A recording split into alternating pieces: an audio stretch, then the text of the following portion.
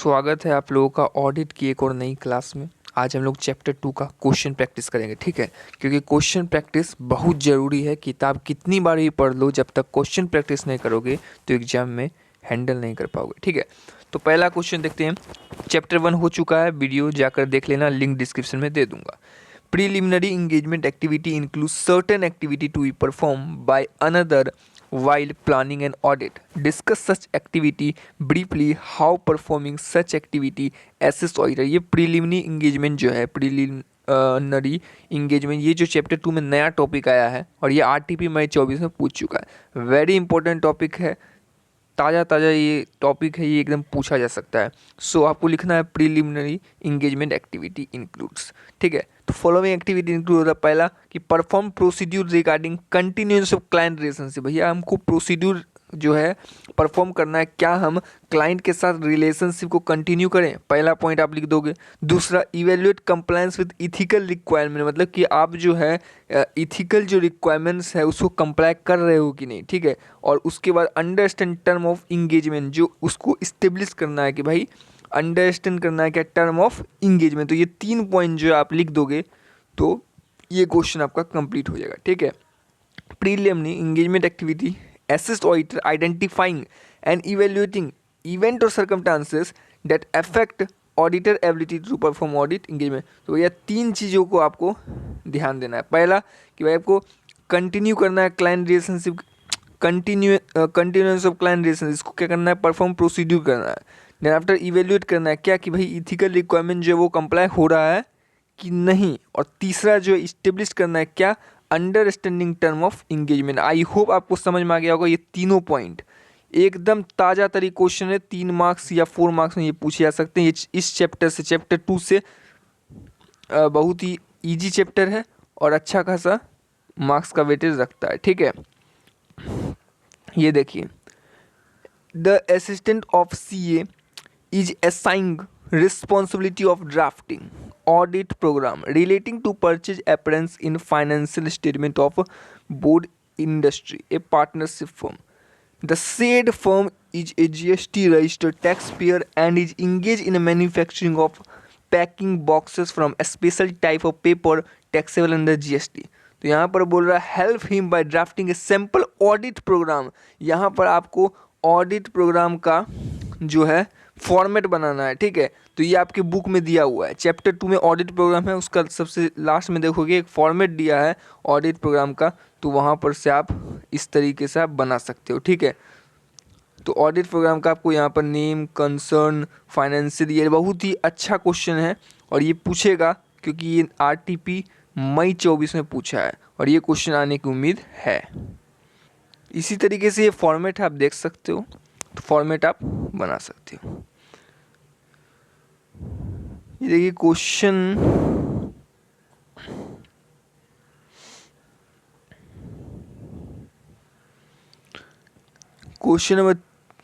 Number 3 अगर देखें तो क्या बोल रहा है, देख सकते हैं। ओवरऑल ऑडिट स्ट्रेटजी के बारे में बात कर रहा है। इस पर क्वेश्चन आएगा, ये आपको नवंबर 18 में पूछा गया, देख सकते हैं। थोड़ा टाइपिंग में ऊपर नीचे हो गया है बट मैं आपको दिखा दूँ। Overall audit strategy set scope, time and scope of audit and development of more detail audit programme. तो ये तो डिफाइन दिया हुआ है, तो आपको बोल रहा है कि प्रोसेस क्या है, establishing of overall audit strategy, ठीक है। तो ये क्वेश्चन आपको पूछेगा, तो आपको कैसे लिखना है, तो ये आपके बुक में दिया हुआ था ना। Resource to deploy specific audit area such as use experience team member for high risk area. के लिए आपको एक्सपीरियंस टीम मेंबर की ज़रूरत है, पर अगर कम्प्लेक्स मैटर है तो आपको एक्सपर्ट की भी ज़रूरत पड़ेगी। तो पहला पॉइंट ये हो गया। दूसरा, amount of resource to allocate specific audit area, कितना रिसोर्स लगेगा, ठीक है। तो उस हिसाब से आप नंबर ऑफ मेंबर असाइन करेंगे to observe inventory count at material location, okay. तीसरा, when these resource are to be deployed such as whether interim audit stage में या फिर कट अप डेट में आपको इसको डिप्लॉय करना है। Fourth, how such resource are manage, किस तरीके से इन रिसोर्स को मैनेज करे, डायरेक्ट करे एंड सुपरवाइज करे। When team briefing and debriefing expected to be held. इतना आप लिख सकते हो, बहुत ही इजी पॉइंट है। अगला क्वेश्चन की बात करें, तो जो auditor shall document overall audit strategy, audit plan and any significant change made during the audit engagement to overall audit strategy, audit plan and the reason for such change। तो यहाँ पर आपको बोल रहा है कि जो audit plan, audit, overall audit strategy, इन सबको डॉक्यूमेंट करता है ऑडिटर। तो ऑडिटर डॉक्यूमेंट करता है इन तीनों चीज़ों को, और कोई सिग्निफिकेंट चेंज अगर हुआ है ओवरऑल ऑडिट स्ट्रेटजी या ऑडिट प्लान में तो उसको भी ऑडिटर डॉक्यूमेंट करता है। ये देखिए क्वेश्चन कब पूछा गया, MTP 18 में, RTP नवंबर 20 और नवंबर 18 में ये पूछा गया है क्वेश्चन। इजी क्वेश्चन है। तो आपको कैसे लिखना है, documentation of overall audit strategy is a record of key decision consider necessary to properly plan audit and communicate significant matter to engagement team।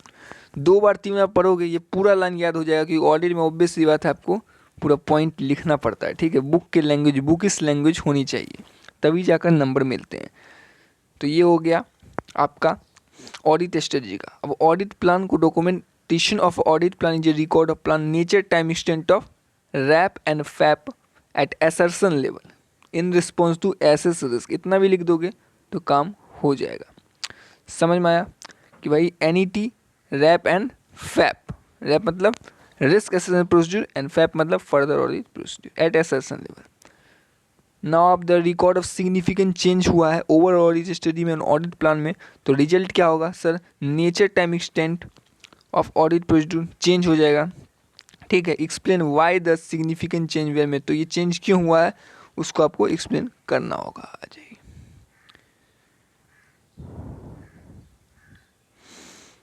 Next question पे जाएं। ये क्वेश्चन देखिए, planning is not discrete facial audit but rather a continual and iterative process that often begin shortly after the completion of previous year audit and continue until completion of current year audit. ये MTP अक्टूबर 18 का question है, ठीक है।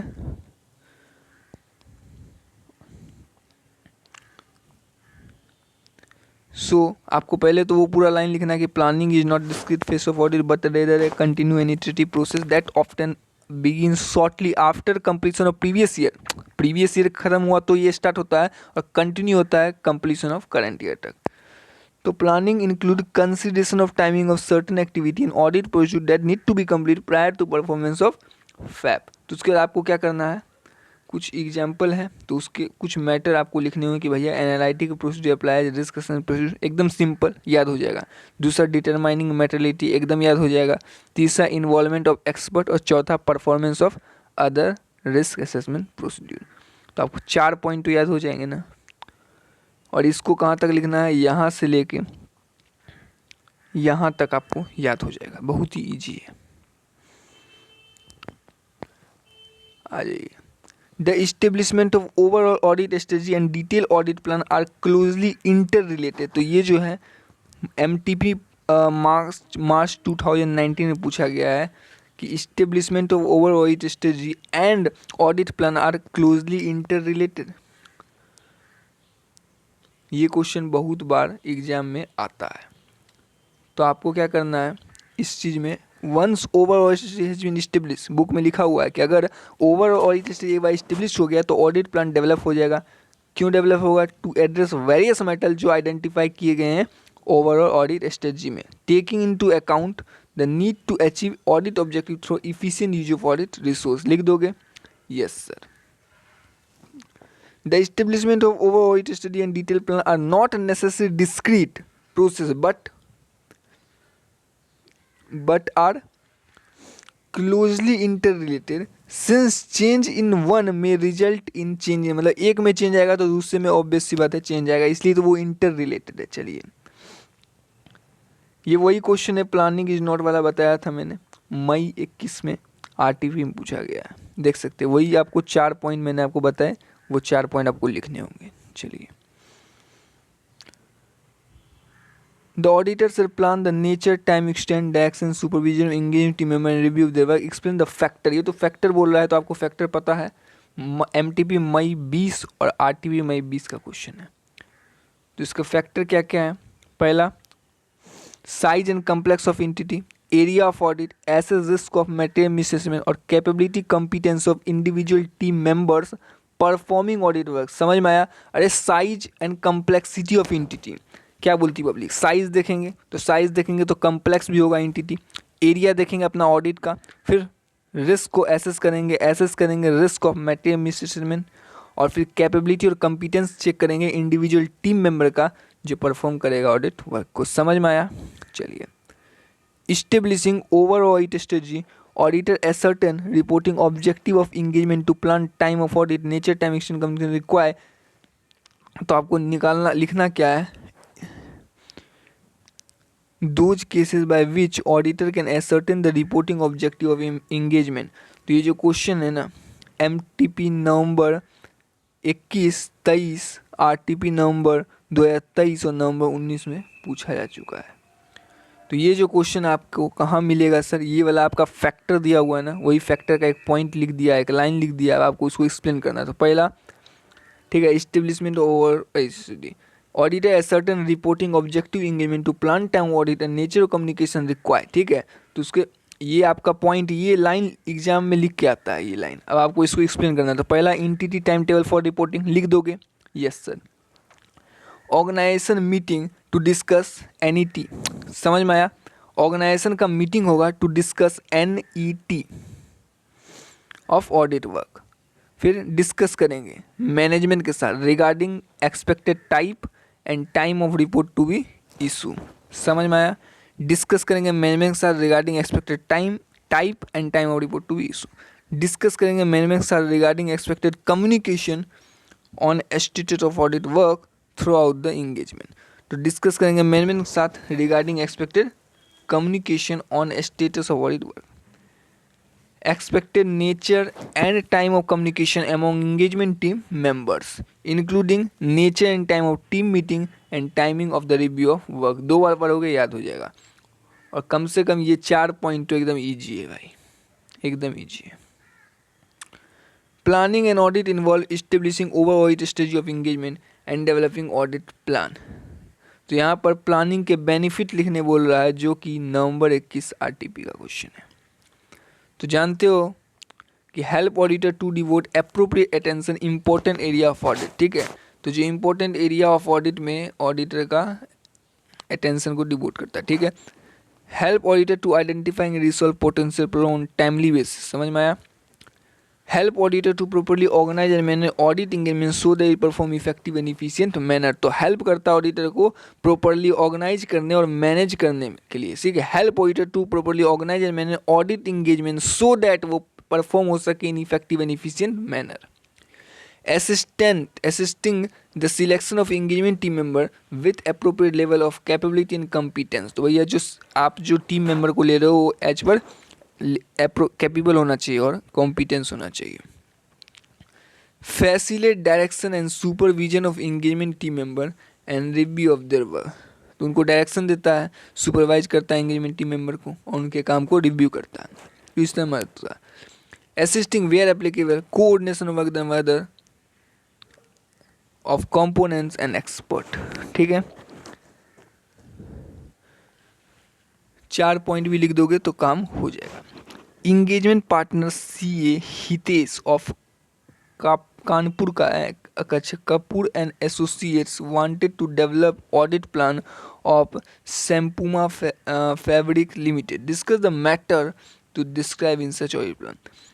तो वही बात है, audit plan में क्या क्या मैटर आते हैं, ये मई 22 में MTP पूछा गया। तो पहला, nature time extent of RAP, nature time extent of FAP. समझ में आया? Other audit plan, other audit procedure that require to carry out so that engagement comply with ऐसे। बस 3 पॉइंट लिखना है आपको, मैंने क्लियर कर दिया। Nature time extent of risk assessment procedure, nature time extent of further audit procedure, other plan audit procedure. चलिए, explain what do you mean by documentation of audit plan. वो 3 आपको ओवर ऑडिट स्ट्रेटजी का document करना है, आपको audit plan का document करना है और अदर सिग्निफिकेंट चेंज हुए हैं। तो यहाँ लेकिन सिर्फ स्पेशली ये बोल रहा है ऑडिट प्लान के बारे में बोलो। तो audit plan record of plan nature time extent of RAP and FAP at assertion level in response to assess. पता है? Yes sir. एक पॉइंट और लिख दो इजी में, ऑडिटर यूज करेगा ऑडिट प्रोग्राम का या फिर चेकलिस्ट का as need to reflect engagement circumstances. चलिए ये देखिए क्वेश्चन पढ़िए और यहाँ लिखा है कंस्ट्रक्टिंग द ऑडिट प्रोग्राम, ठीक है, कंस्ट्रक्टिंग ऑडिट प्रोग्राम। यहाँ पर देखिए क्वेश्चन पढ़िए आप लोग, कंस्ट्रक्शन ऑफ ऑडिट प्रोग्राम, समझ में आया ना क्या लिखना है? Yes sir, audit program construction में किन बातों का ध्यान रखना है? पहला, stay within scope and limitation of assignment, पता है। Prepare written audit program, setting for procedure that need to be implement the audit plan, एकदम इजी पॉइंट बता रहा हूँ। डिटरमाइन करना उन एविडेंस को जो रीजनेबल अवेलेबल है और आइडेंटिफाई करना है बेस्ट एविडेंस को जो नेसेसरी सेटिस्फेक्शन दे। समझ में आया? तो ये 3 पॉइंट आपको याद हो जाएंगे। चौथा पॉइंट में बता रहा हूँ, कंसीडर पॉसिबिलिटी ऑफ एरर, और 5वां point, coordinate the procedure apply to related item. समझ में आया?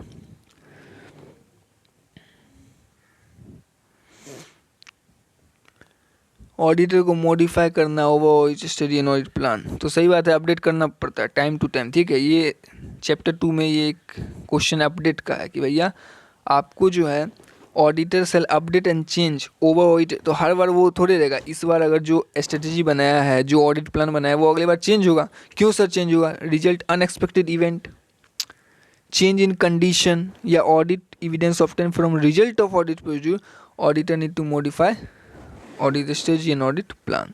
तो रिजल्ट क्या होगा? Nature time extent of further audit procedure based on consideration of assess risk. तो इतना तक भी आप काम चल जाएगा। समझ में आया? Plan should be develop and revise as necessary during course of audit, वही चीज़ें modification.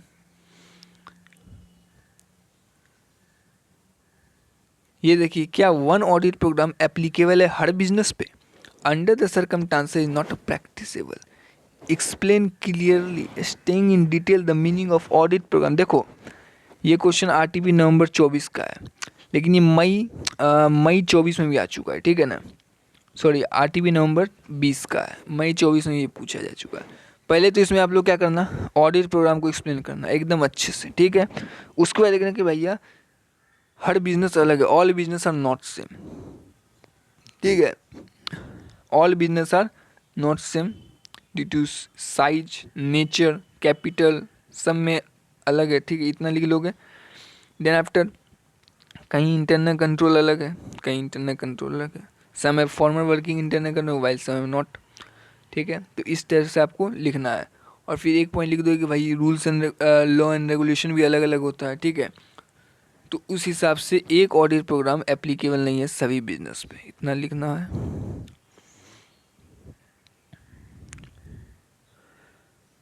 Without knowledge of client business, a proper audit plan is not possible. It is one of the important principles in developing audit plan. सही बात है भाई, without knowledge नहीं होगा। तो आपको explain the content with relevant to essay knowledge to obtain the auditor in establishing audit plan, explain such understanding. तो किन किन बातों का अंडरस्टैंड करना है आपको क्लाइंट का?